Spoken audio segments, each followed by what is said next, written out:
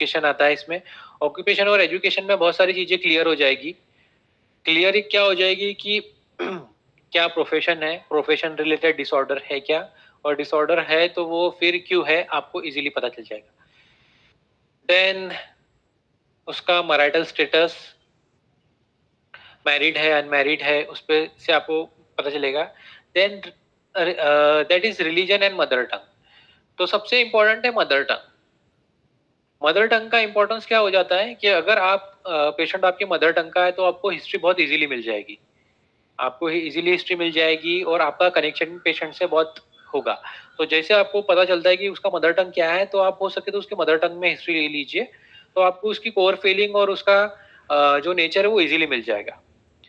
Then religion, religion का important ये रहता है कि कुछ सर्टन डिसऑर्डर जो रहती है वो स्पेसिफिक रिलीजन में ही पाए जाते हैं। जैसे थैलेसीमिया है वो सिंधी कम्युनिटी में मिलती है, सिकल सेल एनीमिया है वो बुद्धिस्ट कम्युनिटी में ही मिलती है। तो ये कुछ डिसऑर्डर्स है जो आपको इजीली मिलेगी। तो अगर आपको ऐसा कोई सिकल सेल का पेशेंट आता है या थैलेसीमिया का पेशेंट आता है और उसके फैमिली हिस्ट्री में भी आपको ये मिलता है, ये है, तो फिर आपका जो केस टेकिंग का लेवल है वो और बढ़ जाएगा, अप हो जाएगा। क्योंकि अगर उसको फैमिली हिस्ट्री में भी ये चीज है तो आपको उस कंडीशन में उसकी फैमिली हिस्ट्री भी लेनी है। फैमिली हिस्ट्री लेनी है मतलब क्या, कि फैमिली हिस्ट्री में जो थॉट रन हो रहा है, जो थॉट, जो डिस्पोजिशन, जो नेचर रन हो रहा है वो आपको कंसिडर करना है, और जो बेबी में भी है वो कंसिडर करना है और वहां पे मेडिसिन देनी है। ओके। देन एड्रेस, लोकेलिटी कौन सी है, कैसा एनवायरनमेंट है, उस पे से उसका सोशो इकोनॉमिक स्टेटस पता चल जाता है। ठीक है। तो ये और कांटेक्ट नंबर, कांटेक्ट नंबर से आपको रीचेबल के लिए अच्छा हो जाता है। तो सबसे इंपॉर्टेंट एक चीज और यहाँ पे ऐड होती है, that is date of consultation. ये लिखना आपको बहुत जरूरी हो जाता है कि आपने उसको कंसल्ट कब किया था। ओके। तो ये बेसिक चीजें हैं, इन बेसिक चीजों में आपको केस टेकिंग में सारी लेनी पड़ती है। और इस मतलब ऐसा जरूरी नहीं है आपको केस में हर चीज में हर चीज मिले, ठीक है ना। बट अगर आपको पता रहेगा, विजयकर सर ने यही बोला है कि आइस वो चीज देख ही नहीं सकता जो माइंड को पता ही नहीं है, ठीक है ना। इसलिए आपको पता रहना बहुत जरूरी है कि ये सब चीजों का भी इम्पोर्टेंस आपको पता होगा, तभी आपकी आंखें उन सब चीजों को देख सकेगी। अगर आपको पता ही नहीं रहेगा तो आपकी आंखें वो चीज ऑब्जर्व नहीं कर सकती, आपका उस चीज को इम्पोर्टेंस नहीं होगा, ठीक है ना। तो आपको हर एक बेसिक चीज पता होनी चाहिए केस टेकिंग में, तो ही आप इजीली केसेस को क्रैक कर सकते हैं। अदरवाइज आपको फिर ऐसा लगेगा कि मुझे केस में मैं इतना केस टेकिंग लिया, उसमें इंपॉर्टेंस क्या है, क्या इंपॉर्टेंट लेना चाहिए, वो समझ में नहीं आएगा। Then second is chief complaint. तो चीफ कंप्लेंट में तो चीफ कंप्लेंट जब भी अपन लेते हैं तो सबसे इंपॉर्टेंट क्या रहता है चीफ कंप्लेंट में, वो चीफ कंप्लेंट कब से स्टार्ट हुई है, ठीक है। तो चीफ कंप्लेंट में आपको कब से स्टार्ट हुई है, सबसे इंपॉर्टेंट। दूसरा है कि onset, whether it is onset sudden और ग्रेजुअल। सडन ऑनसेट है तो आपकी जो मेडिसिन जाएगी वो कैसे जाएगी, सडन फास्ट वाली मेडिसिन जाएगी। अगर ग्रेजुअल ऑनसेट है, स्लो ऑनसेट है, तो आपकी मेडिसिन भी ग्रेजुअल और स्लो वाली जाएगी। Then duration of the pain, duration of the pain मतलब पेन का कितने दिन के लिए देर के लिए आता है, कैसा आता है, पेन कितने टाइम के लिए रहता है, पेन कहाँ पे जाता है, कैरेक्टर क्या है पेन का, एक्सटेंशन कैसा है। मतलब जैसे एग्जांपल स्टोन पेन है, जैसे किडनी पेन है और किडनी पेन टेस्टिस तक जाता है, तो ये इंपॉर्टेंट कैरेक्टर हो जाता है, ठीक है ना। तो मोस्ट ऑफ द चीजें आपने देखे होंगे कि थोड़ा डिटेलिंग में लोगे तो आपको extension of pain, character of pain, ठीक है। कैरेक्टर ऑफ पेन कैसे है, बर्निंग है, थ्रोबिंग है, स्टिंगिंग है। ओके। तो ये बहुत सारे कैरेक्टर हैं, 32 टाइप के कैरेक्टर होते हैं, 32 टाइप के कैरेक्टर होते हैं, जिसमें आपको पता चलेगा कि पेन का कैरेक्टर कैसा है, ठीक है। मैं आपको शॉर्ट में बताता हूँ।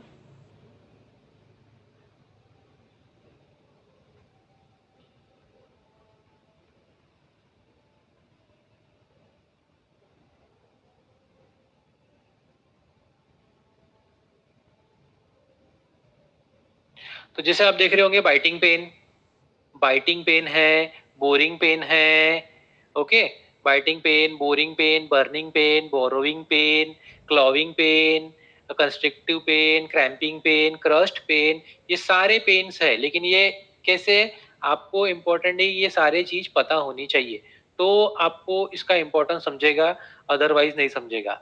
हर चीज का एक इम्पोर्टेंस होता है। जैसे मैं एक दो एग्जांपल देता हूँ। जैसे बाइटिंग पेन है, तो जो ओल्ड डॉक्टर्स थे, मतलब आज से अगर आप 15-20 साल पहले देखे होंगे, जो ओल्ड डॉक्टर्स थे, इन्वेस्टिगेशन अपना उतना डेवलपमेंट नहीं हुआ था, जैसे सीटी स्कैन, एमआरआई, या फिर अभी जो नई नई टेक्नोलॉजीज आ रही है, तो इन्वेस्टिगेशन उतने प्रोमिनेंट नहीं थे।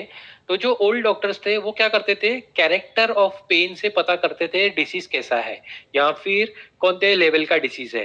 तो जो बाइटिंग पेन होता है, तो बाइटिंग पेन मतलब क्या होना है, कुछ खाना, कुछ काट रहा है आपको अंदर से, कोई तो भी अंदर है और वो आपको खाते जा रहा है, ठीक है ना। तो इट इज, जो बाइटिंग पेन है आपको ये सिफिलिटिक या डिस्ट्रक्टिव डिसीज में मिलेगा, स्पेशली इन द कैंसर। तो जो ओल्ड डॉक्टर थे वो बाइटिंग पेन है मतलब वो समझ जाते थे कि इसको ग्रेव टाइप ऑफ पैथोलॉजी होगी, और बाइटिंग पेन आपको कौन से कैरेक्टर में मिलेगा, दैट डिसीज में मिलेगा, that is in the cancer.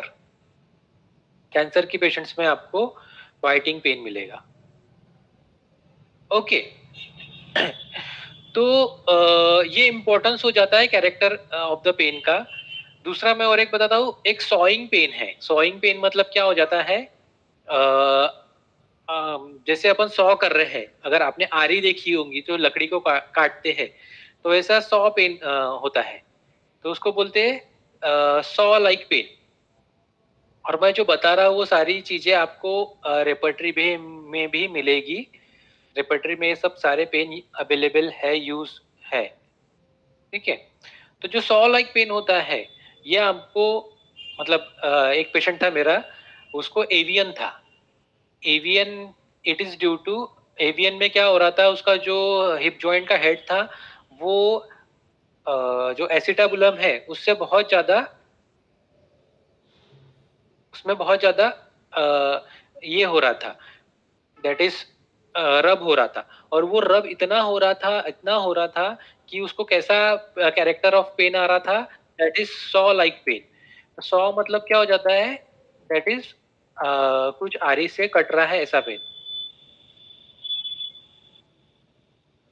घिसने type का, ओके। तो इट इज नॉट घिसने टाइप का पेन इज डिफरेंट। सॉ मतलब कि जैसे आरी के छोटे छोटे दाने होते हैं, अगर आपने ये देखे होंगे सॉ को, तो उसमें कैसा होता है, जो आरी होते हैं उसमें छोटे छोटे पॉइंट्स होते हैं, जो आपको ऐसा काट के, अब आरी क्या करती है, सॉ क्या करती है, एक पार्ट को दूसरे पार्ट से निकाल के फेंक देती है।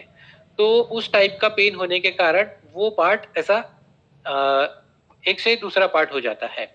तो उस टाइम पे मैंने पेशेंट्स में वो कैरेक्टर लेके पेशेंट को मेडिसिन दिए, that is saw like pain करके। तो मैं आपको ये पेन का रूब्रिक भी दिखा देता हूँ।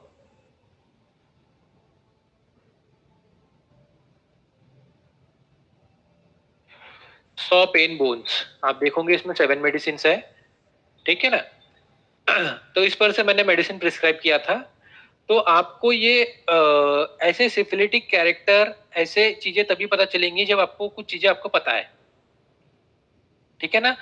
तो आपको जो कैरेक्टर ऑफ पेन है वो लेना ही है, कैरेक्टर ऑफ पेन लेना ही है, ठीक है। दूसरा, एक्सटेंशन ऑफ पेन। एक्सटेंशन भी बहुत ज्यादा इंपॉर्टेंट हो जाता है। तो आपने बहुत सा एक्सटेंशन मतलब क्या होगा, जैसे मैंने बताया, किडनी का पेन है जो टेस्टिस में जा रहा है, ठीक है, ये एक पिक्यूलियर पैटर्न है, तो जो जाना नहीं चाहिए, ठीक है। जैसे एब्डोमिनल पेन है, वो थाइस तक जा रहा है, या फिर नी पेन है जो एक्सटेंड अपवर्ड हो रहा है हिप तक, तो ये एक्सटेंशन ऑफ पेन बहुत इंपॉर्टेंट हो जाता है। तो ऐसे कैरेक्टर्स इंपॉर्टेंट हो जाते हैं अपने लिए पेन के, ओके। देन ये हो गया चीफ कंप्लेंट में। Then crosswise affection. Crosswise affection मतलब अपने को पैथोलॉजी एक आई है और जैसे लेफ्ट साइड पैथोलॉजी है, देन राइट में जा रही है, या फिर हैंड में लेफ्ट साइड आई है, पैर में राइट साइड आई है। तो ये सारे रूब्रिक्स ये आपको इम्पोर्टेंट रहते हैं after chief complaint. Then modalities, modalities बहुत ज्यादा इंपॉर्टेंट हो जाती है। ठीक है, तो मोडालिटीज आपको लेना ही है चीफ कंप्लेंट में, क्योंकि few modalities are syphilitic modalities. जैसे एग्जांपल हेडेक हो रहा है, ठीक है, हेडेक, लेकिन हेडेक उसका एमुलरेशन कैसे हो रहा है? By epistaxis. तो ये कैसी मोडालिटी हो गई? सिफिलिटिक मोडालिटी हो गई। ठीक है, जैसे मेरे को बर्निंग, सीवियर बर्निंग पेन है, सीवियर बर्निंग पेन है, और वो बर्निंग पेन किससे रिलीफ हो रहा है? बाय वार्म थिंग से या वार्म वाटर से। तो ये बहुत इंपॉर्टेंट हो जाता है मोडालिटीज एंड आपकी एग्रेवेशन एमुलरेशन फैक्टर। एग्रेवेशन फैक्टर तो इंपॉर्टेंट है ही है, लेकिन एमुलरेशन को भी आपने को ध्यान देना पड़ता है कि एमुलरेशन किससे। अगर आपको कुछ कॉन्ट्ररी मिलता है तो वो इंपॉर्टेंट हो जाता है। ओके, आप कुछ सर्टन केसेस में वाइल एग्रेवेटिंग फैक्टर, इससे आप उसका माइंड डिस्पोजिशन भी पता कर सकते हैं डायरेक्ट। जैसे एग्जांपल जॉइंट पेन है, जॉइंट पेन है, और वो जॉइंट पेन है और वो रेस्ट, जॉइंट पेन है और वो रेस्ट से एमुलरेशन हो रहा है और मोशन से एग्रेवेशन हो रहा है। ठीक है, जॉइंट पेन कौन सा है? स्पेशली अपर एक्सट्रीमिटी का पेन है। तो इससे क्या क्लियर इंडिकेशन क्या होता है? मोशन एग्रेवेशन इज, मोशन मतलब it is for work, work करना है। तो पेशेंट को वर्क करना है क्या? उसका माइंड बोल रहा है वर्क नहीं करना है, तो क्या करना है? रेस्ट करना है। तो पेशेंट का इंडिकेशन कैसा चला जाता है कि patient is that is patient is non diligent, या फिर वो अपने वर्क के लिए सीरियस नहीं है। इसलिए बॉडी क्या बोल रही है कि रेस्ट करो, रेस्ट से आपको रिलीफ मिलेगा। ओके, तो एग्रेवेशन और एमुलरेशन बहुत इंपॉर्टेंट हो जाता है। ठीक है, then speed of the patient, disease and remedy. तो आपको क्या ऑब्जर्व करना है? डिसीज की स्पीड कैसी है, पेशेंट की स्पीड कैसी है, वैसे ही अपने को मेडिसिन देनी है। जैसे एग्जांपल बेलाडोना और एकोनाइट, इनकी स्पीड कैसी है? बहुत फास्ट है। डिसीज भी कैसी आएंगी? सडन एंड फास्ट आएगी। तो ये मेडिसिन भी कैसी है? फास्ट है, इसलिए इन कंडीशन में ये मेडिसिन आएंगी। इसके अपोजिट में कल्केरिया कार्ब, बराइटा कार्ब या कार्बोवेज, ये मेडिसिन कैसी है? स्लो है। डिसीज भी कैसे प्रोड्यूस होंगी? स्लो होगी। तो आपको इस टाइप के डिसीज में ऐसी मेडिसिन देना पड़ेगा, आपको ये ध्यान रखना पड़ेगा। ठीक है, देन आता है सबसे इंपॉर्टेंट फैक्टर इज इन्वेस्टिगेशन। अभी अपने पास इन्वेस्टिगेशन अवेलेबल है, इन्वेस्टिगेशन अवेलेबल है तो आपको पैथोलॉजी कैसी आई, क्या आई, rule out the other probable disease investigation से। ठीक है, आपको साइन एंड सिम्टम होंगे, साइन एंड सिम्टम इन्वेस्टिगेशन से मैच कर रहे हैं, वो देखो और देन मेडिसिन की तरफ आप जाओ। ओके, देन सर इससे इंपॉर्टेंट है एसोसिएटेड कंप्लेंट। कुछ पेशेंट्स में आपको, कुछ कॉन्स्टिट्यूशन में आपको क्या मिलेगा? Associated complaints. जैसे एग्जांपल कॉन्स्टिपेशन है, जब जब कॉन्स्टिपेशन होता है, मेरे पास पे एक पेशेंट है, उनको जब जब कॉन्स्टिपेशन होता है उनका जॉइंट पेन बढ़ता है। Constipation is associated with the joint pain. तो ऐसे कंडीशन में आप ये रूब्रिक ले सकते हैं, क्योंकि ये पेशेंट का कैसा है? एसोसिएटेड कंप्लेंट है। या फिर अल्टरनेटिंग कंप्लेंट भी ले सकते हैं। What is alternating complaint? Alternating complaint मतलब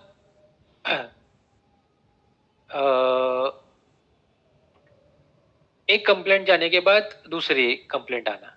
तो दैट इज, मैं आपको एग्जांपल अल्टरनेटिंग कंप्लेंट का बताता हूँ।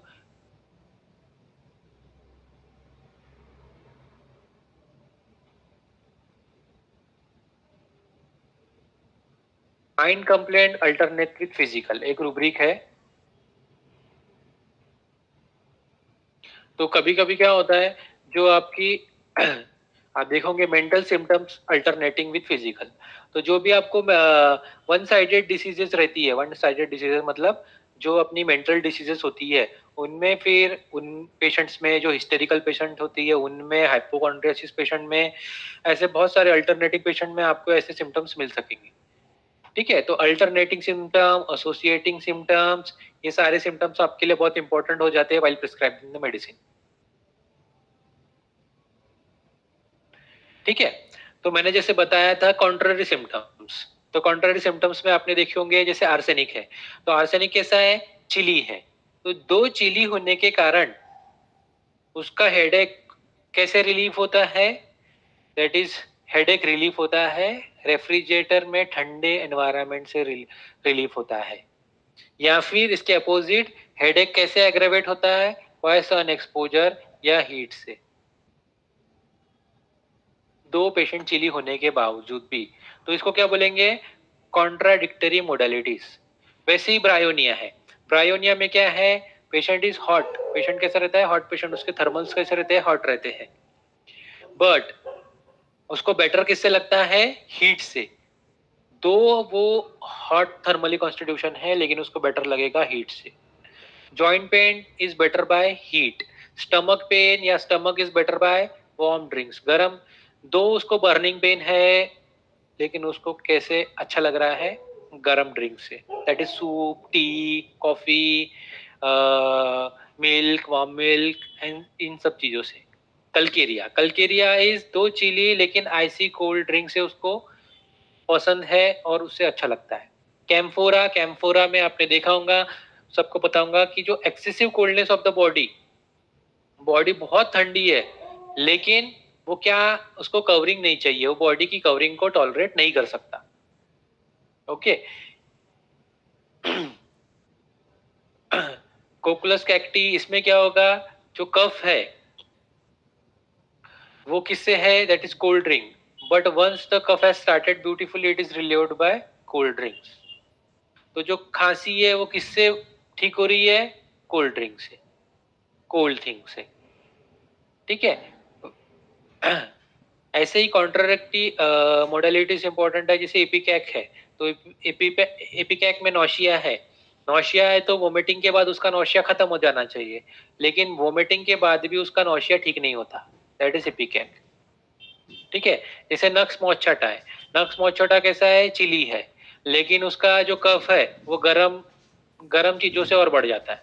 जैसे अपनी खांसी है वो गरम चीजों से कम होती है लेकिन नक्स मोचटा का अपोजिट है, वो बढ़ जाती है। लाइको का है, लाइको पेशेंट हॉट है लेकिन उसको वार्म ड्रिंक से अच्छा लगता है।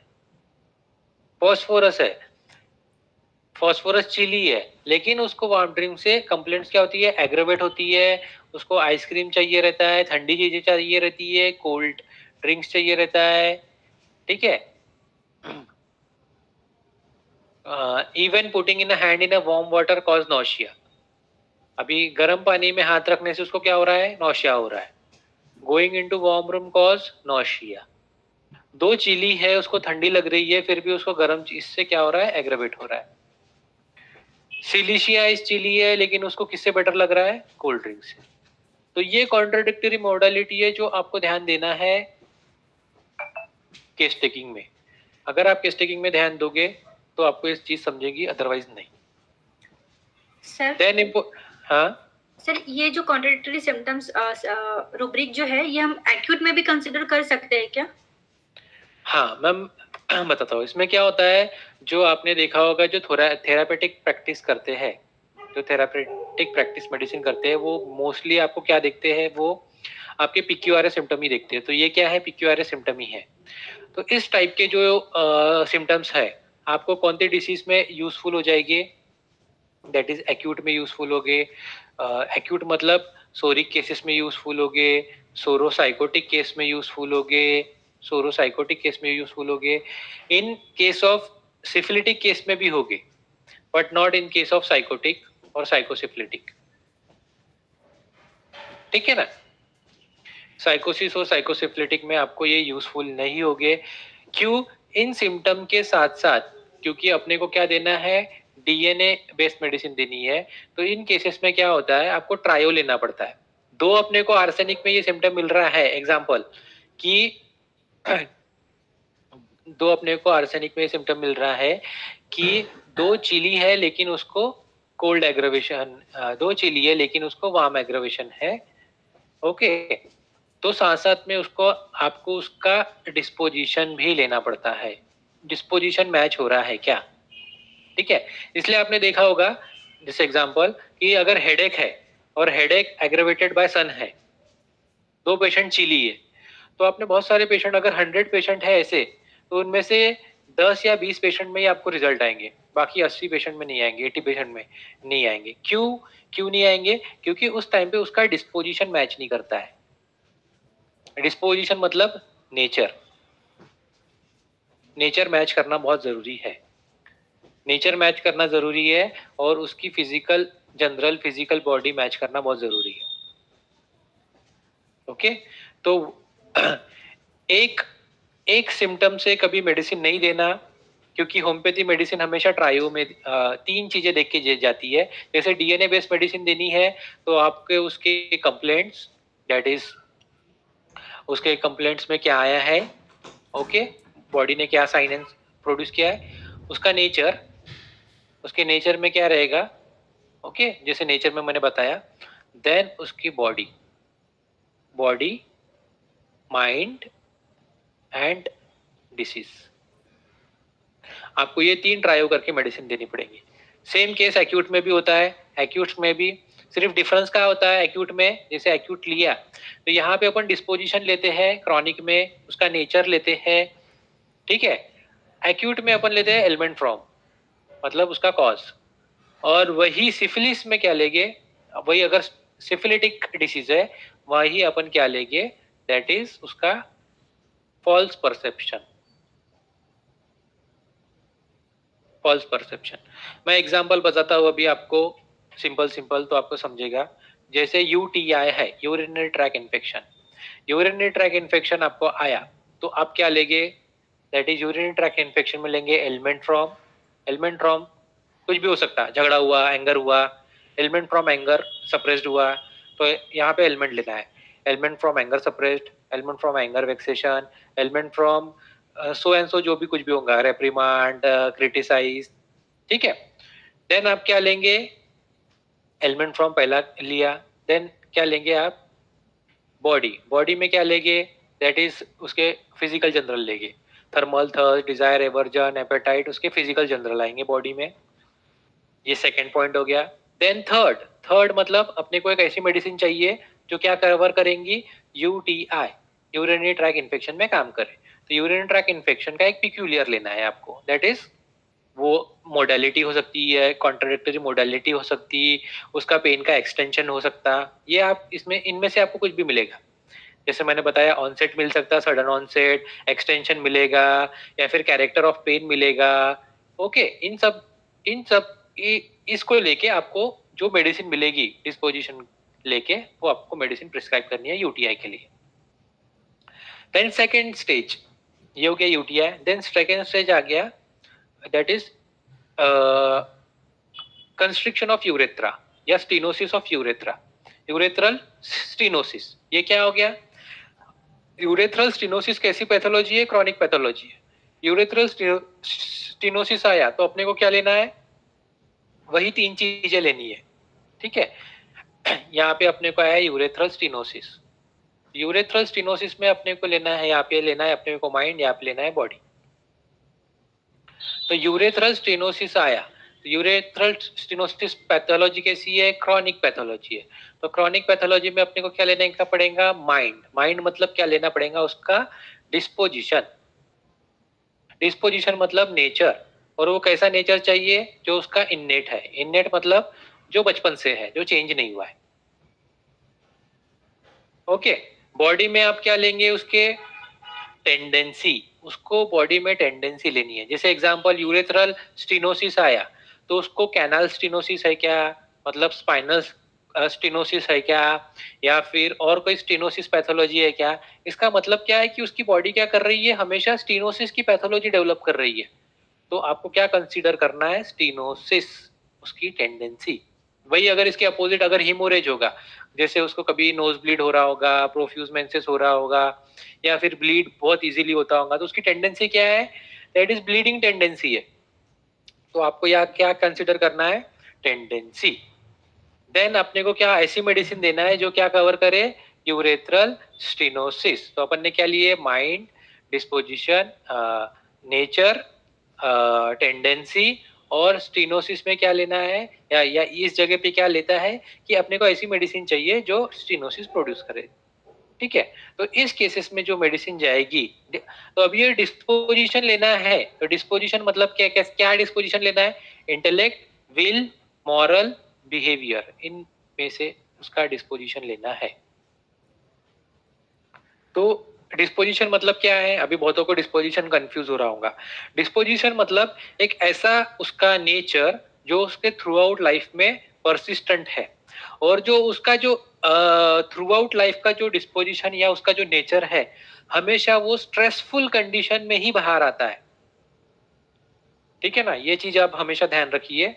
जैसे एग्जांपल के लिए बताता हूँ कि अगर आपको हार्ट की अगर कोई पैथोलॉजी आई है या हार्ट डिसीज आया है नॉर्मली, तो ईसीजी में पता चलेगा क्या, नहीं पता चलेगा। तो आप क्या करते, हार्ट को एक स्ट्रेसफुल कंडीशन में लेके जाते, हार्ट को स्ट्रेसफुल कंडीशन में लेके जाते, देन पता चलता है कि नहीं, इसका ये चीज पॉजिटिव है। तो हार्ट की स्ट्रेसफुल कंडीशन कौन सी है, दैट इज टीएमटी करवाते हैं अपन, हार्ट को स्ट्रेस में लेके जाते हैं, देन पता चलता है कि टीएमटी में पॉजिटिव आए। वैसे ही जो डिस्पोजिशन है, वो नेचर है, वो स्ट्रेसफुल कंडीशन में ही बाहर आता है। जैसे एग्जाम्पल, आग लग गई कहीं पे, आप एक हॉल है वहां पे आग लग गई, तो आग लगने के बाद जो पेशेंट की रिएक्शंस रहेंगी, सब पेशेंट की अलग अलग रिएक्शन रहेंगी। कोई रूम छोड़ के भागेगा, कोई खिड़की से कूद जाएगा, कोई आग बुझाने जाएगा, कोई किसी को हेल्प करेगा, कोई किसी को कोई पहले खुद का देखेगा, कोई अपनी फैमिली को सेव करेगा। तो वो जो उस टाइम पे जो रिएक्शन हो रही है पेशेंट की, that is her disposition, that is her nature. तो जो नेचर है वो हमेशा कैसा आता है, इन द स्ट्रेसफुल कंडीशन। क्योंकि कैसा है, आप हर पेशेंट से आप पहली बार मिलोगे तो आपको हर पेशेंट अच्छा ही मिलेगा, हर पेशेंट अच्छा ही रहेगा, बट हर स्ट्रेसफुल कंडीशन में पेशेंट बिहेव अलग अलग करता है। जैसे अचानक किसी के साथ झगड़ा हो गया, या फिर अचानक किसी, जैसे एग्जांपल, आप जा रहे हो और किसी ने आपको पीछे से ठोक दिया, तो उस कंडीशन में पेशेंट का जो रिएक्शन रहेगा वही उसका एक्चुअल डिस्पोजिशन रहता है, क्योंकि हर स्ट्रेसफुल कंडीशन में आपका ओरिजिनल डिस्पोजिशन बाहर निकलता है। तो आपको वो डिस्पोजिशन लेना है यहाँ पे।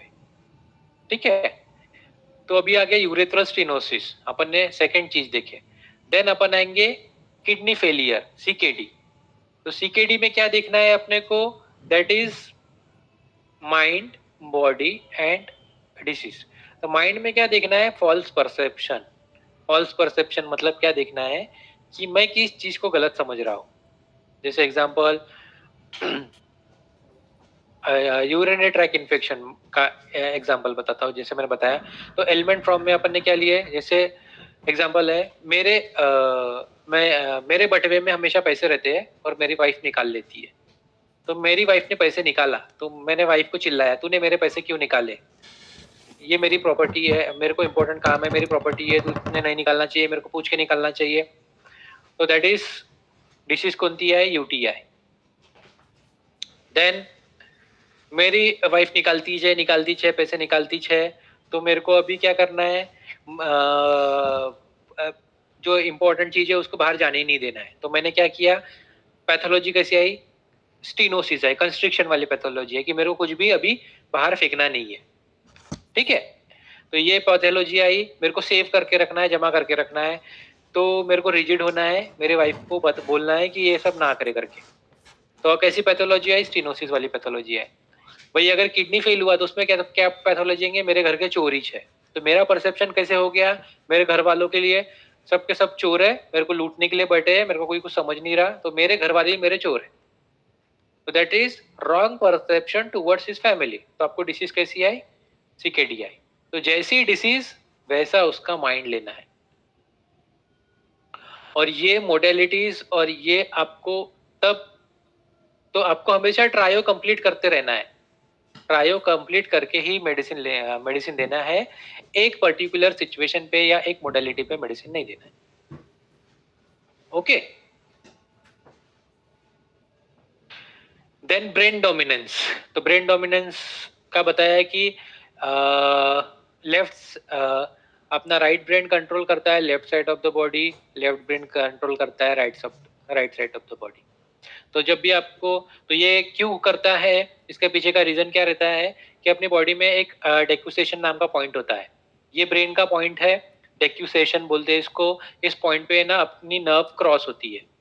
तो जैसे ब्रेन के हेमिस्फीयर है, तो left side of the brain control करता है राइट साइड ब्रेन कंट्रोल करता है left side of the body, और left side of the brain control करता है right side of the body. ठीक है ना? तो ये अभी आपके दिमाग में आ रहा होगा कि ये कंट्रोल क्यों करता है, ये सीधा सीधा क्यों नहीं है। जैसे राइट ब्रेन है तो ये right side of the body control करना चाहिए, ये लेफ्ट ब्रेन है तो left side of the body control करना चाहिए, सीधा सीधा क्यों है, ऐसा क्यों है, ऐसा क्यों नहीं। इसके पीछे का रीजन ये है कि जो नर्व्स रहती है वो सबसे ज्यादा वल्नरेबल रहती है, उसको इंजुरी होने के चांसेस बहुत रहती है। तो अगर नर्व सिंगल सिंगल रहेगी, ऐसे सीधी सीधी रहेगी, तो क्या होगा, इनमें जो गैप है वो रहेगी, गैप होने के कारण क्या होगा, इनको डैमेज होने के चांसेस ज्यादा रहेंगे। अगर वही क्रॉस रहेगी तो क्रॉस होने के कारण क्या होगी, ये क्या होगी, फर्म रहेंगी, इनको इंजुरी के चांसेस बहुत लेस रहेंगे। ठीक है ना? इसलिए